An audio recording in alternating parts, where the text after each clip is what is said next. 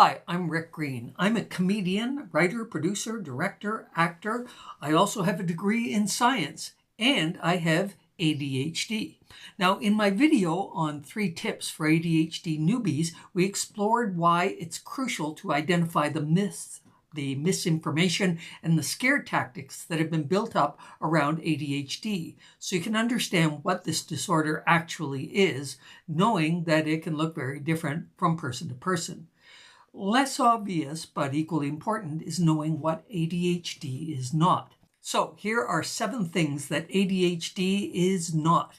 These are common beliefs that many people and even a few doctors still believe and use to dismiss the possibility that you have ADHD or a loved one does, or even that it's a real disorder. And to be fair, 30 years ago, I bought into some of these myths. Here they are. 1, it's just the latest passing fad. 2, it's been made up by people who want an excuse. 3, it was invented by big pharmaceutical companies, or it's a big medical conspiracy. 4, it's the internet. 5, it's video games. 6, it's permissive teachers and lazy parents. And 7, it's caused by food additives, gluten, allergies, sugar, the list goes on. First up, it's just a fad. Sorry, attention deficit hyperactivity disorder is not a passing craze like Pokemon or Tickle Me Elmo or buying a bread maker during the pandemic so you don't go nuts. Doctors were writing about distractible, tuned-out, disruptive children who didn't want to be disruptive way back in the 1880s. Eventually, it was labeled a defect of moral consciousness, which cannot be accounted for by the fault of the environment. Then around the time I was born came minimal brain dysfunction. If this is a fad, it's got more staying power than Beanie Babies.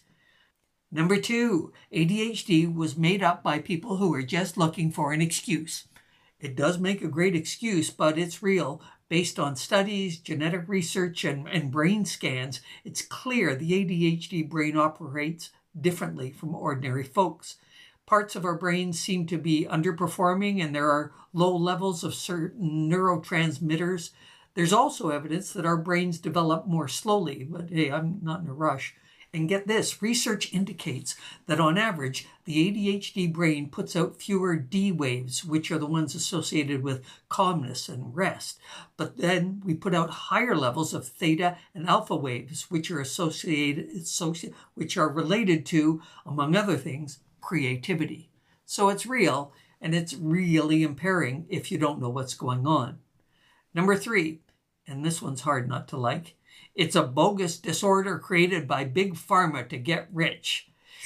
You know, pharma companies are already kind of rich. Yeah, they do make some money from ADHD medications, but they make a ton more money with a lot less pushback, controversy, and stigma selling medications for diabetes, depression, cholesterol, weight loss, thyroid issues, heart problems, asthma, anxiety, hair loss, erectile dysfunction, the list goes on. As for it being a huge medical conspiracy among doctors, well, that's popular among folks who've had a bad experience with a doctor, as most of us have at least once. What do you call someone who graduates very last, right at the bottom of their class in medical school? You call them doctor. But a conspiracy, you ever heard the expression, get a second opinion or a third opinion? I mean, doctors don't agree on a lot of things, and hey, it's hard for them to keep up on the latest research, so I don't blame them. So many of my patrons share their stories of spending months going from doctor to doctor and getting different diagnoses. So a vast medical conspiracy?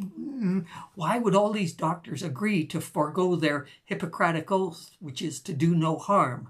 What's the payoff for them? It's not like doctors, especially mental health specialists, are lacking for patients. Number 4, sounds plausible. It's the internet. It sounds logical if you ignore the fact that ADHD was being described and was a problem when the internet was a telegraph system. You know, you probably know that scrolling doesn't help focus, but it does provide those little bursts of dopamine, and there's a strong link between low levels of dopamine and ADHD. So scrolling gives us one shot of dopamine after another. Ding, ding, ding, Ding, yeah, addictive.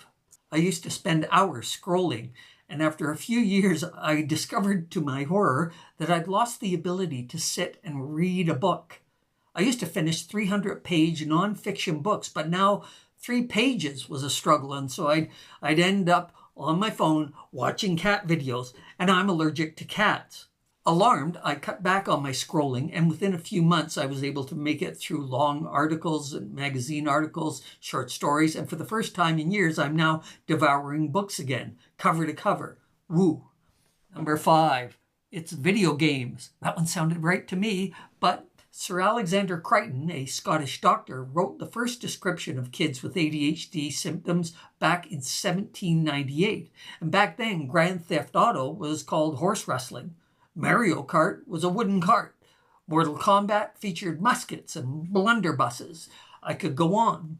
Minecraft involved child labor in a mine. So the video game theory is a popular one, and some research shows that playing for a long time can make ADHD symptoms worse, but it doesn't cause ADHD. Now, the games are designed to be addictive, and they can actually rewire the brain in a very short time into what could be mistaken for ADHD. And some kids with ADHD become quiet and super attentive, even hyper-focused while they're playing. Just try and get them to stop playing. Yeah, good luck with that. As Dr. Annick Vincent told me, so someone who has ADHD can focus, but not always at the right time or for enough time or on the right task. Let's say I have ADHD and I play a video game. It's a very interactive, short-acting, and rewarding task. So you have a lot of ADHD people who are very, very good at short-term attention. Number 6 is popular, nasty, and dismissive. It's lazy, permissive parents and teachers. Lazy parents, yeah? Try parenting a kid with ADHD and see how energetic you are at the end of the day. And since this runs in families, it's likely at least one parent will be struggling with it as well. So how can you provide structure and routine for a kid with ADHD when you can't provide those things for yourself? No wonder the home life of so many ADHD families is chaotic. And here's the clincher for the blame and shame the parents argument. You have 4 siblings raised in the same house on the same diet by the same parents. 2 have ADHD and 2 do not at all. So much for blame the home environment. And by the way, the fact that siblings don't all have it also refutes the argument that it's from fluoride or 5G Wi-Fi or food coloring or chemtrails. The thing is, we came into this world this way. It's our normal baseline operating system. In fact, the diagnostic guidelines state that the symptoms must be present before the age of 12. The only thing you can blame the parents for is passing it along in their genes. And that's what that's what my dad and his dad and so on. And to complicate matters, many ADHD symptoms can be the result of lead poisoning, concussion, a brain injury. So it looks like ADHD, but it's brain trauma. These other 3 guys came in, I interviewed their mothers, they never had it as a kid. And this wasn't supposed to happen. I mean, if you don't have it as a kid, you're not supposed to have it as an adult. So being a clinician, they had it in cross-section, so I treated them, and they got better. But I started scratching my head, well, how can this possibly be? They had it as an adult, never had it as a kid. Then I started reading, and then I thought, oh, brain injury. So I had one of them in who I was quite friendly with, and I said, Don, did you ever have a brain injury? He said, yeah, Doc, I was in the hospital for 3 months at one time. And I said, Don, why didn't you ever tell me? He said, Doc, why didn't you ask? So, all 3 of them had brain injuries. As for lazy teachers, well, yeah, there are some lazy teachers out there, and there's mean ones, there's great ones, there's good ones, there's dedicated ones, strict ones, creative ones, and more burned out ones. But if ADHD was due to the teacher or the education system, the whole class would have it.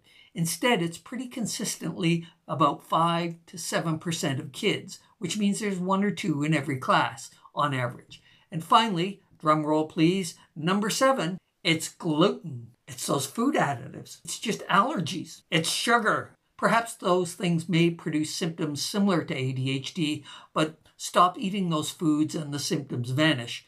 ADHD does not vanish. Oh, I wish it did. At least sometimes. Actually, most of the time I kind of like it. Shh, that's a separate video. So, those are 7 explanations for ADHD that sound quite plausible, 7 myths that don't hold water. So if you know someone who is throwing one of these myths at your face, then send them this video or take pleasure in rebutting them with the facts. Feel free to quote me. And if you want, give me a like, give me a share, and I'd love to hear your comments. Which of these myths did you once believe, once upon a time? And if you really want to make a difference for the ADHD community, and that includes you, become a patron here on YouTube or on Patreon. You're kind of paying it forward. It's simple. Even I figured it out. Okay, I had help from my wife, Ava. Actually, she did the whole thing. She's also a professional editor who puts these videos together. But I have to tell you, she is the one who is